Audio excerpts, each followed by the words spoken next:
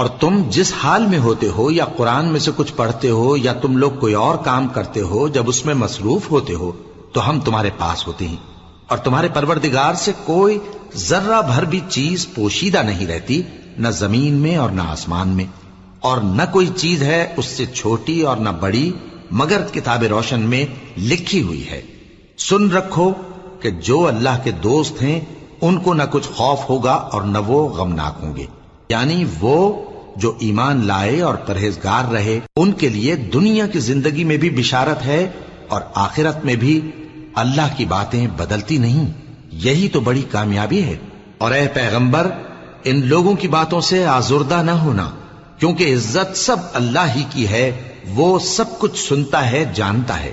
سن رکھو کہ جو مخلوق آسمانوں میں ہے اور جو زمین میں ہے سب اللہ ہی کے بندے ہیں، اور یہ جو اللہ کے سوا اپنے بنائے ہوئے شریک